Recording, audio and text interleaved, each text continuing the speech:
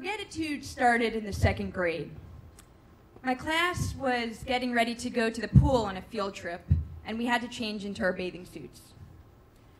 First, the girls were going to change, and then the boys were to follow. So, being a modest kid, I had the genius idea of slipping into the closet so that no one would see me. But in the dark of the closet, my straps got hopelessly tangled, and I realized I had to start over again in the light. So I took off my suit, and I stepped into the room. To my horror, I discovered that all the girls had left by then, and all the boys had filed in to change, only to see me standing there, completely and utterly naked.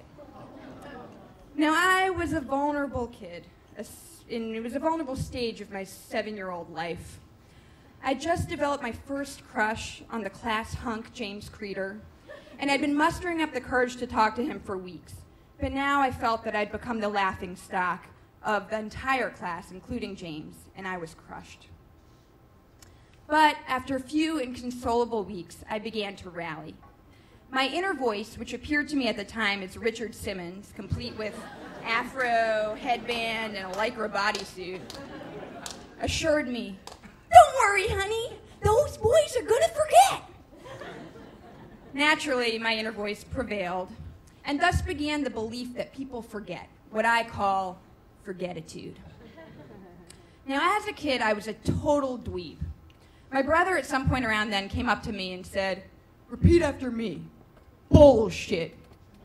I wouldn't do it. It was too dastardly a word.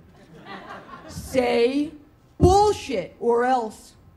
Not being in the mood for a tickle nuggie, I pulled up my sweatpants, put on my slap bracelet, and I glared at him.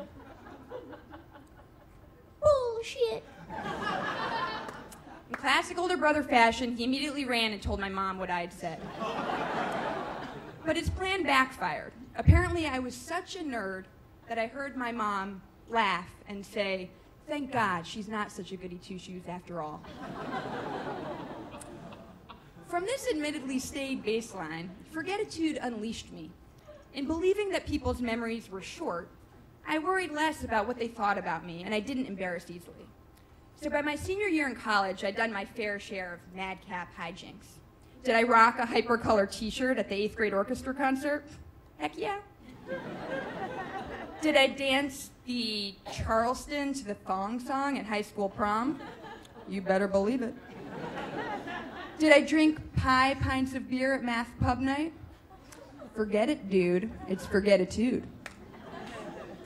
I went to college at Yale, where at the time everyone was oddly into nudity of all types, at least as long as it didn't lead to actual sex. Streaking and land sharks were commonplace. A land shark, if you don't know, is a naked person held horizontally with a frisbee stuck in their butt and paraded around campus.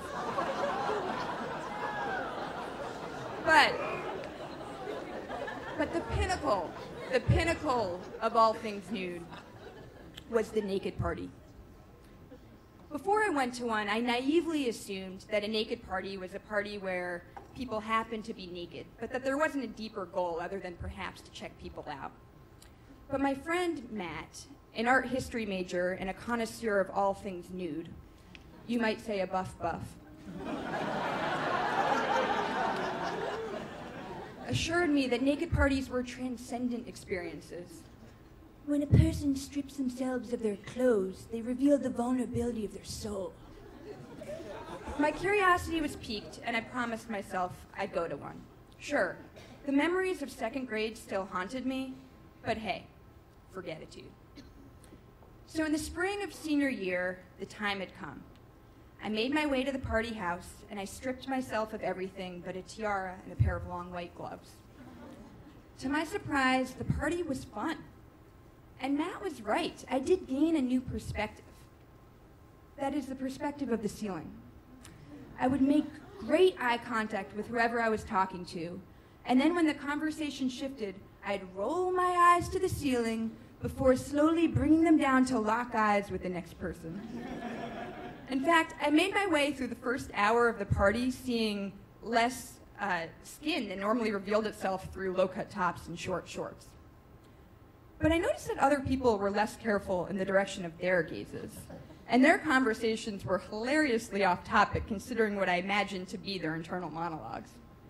"Have you finished studying for finals?" I heard one girl ask a guy. Translation: "Penises really do look ridiculous." "Yeah, but I'm working on my chemistry lab still," I heard him reply.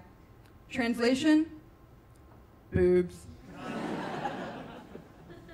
It was observing one such conversation that suddenly I heard a voice bellowed behind me. "Laura Fivison." Conversations halted, and I felt all eyes turned towards me. With my name echoing around the room, I felt exposed for the first time that night. "Laura Fivison." As I frantically searched for the voice, my plan to keep my eyes to the ceiling went completely out the window, and I saw before me all the naked parts and appendages that I had managed to avoid up to that point. And then my eyes settled on the speaker. It was Robert Holstein of my second grade class. "That is the first girl I ever saw naked," he said, gleefully pointing at me. So it was in that moment, as I stood there in my birthday suit, with a room full of buck naked people staring at me, that I realized forgetitude is bullshit. But as I took a deep breath and my inner Richard Simmons did an encouraging leg lift, I realized I no longer needed forgetitude. So I weaved my way through clenched butt cheeks and pasty paunches to Robert, and firmly locking eyes, we reminisced about our elementary school days. It turns out that maybe people remembering is a good thing. I can only hope that at my 60th college reunion, someone will hobble up to me, look me in the eye, and say, "Ah, Laura Fivison, I remember seeing you at a naked party when we were 22. Thank you.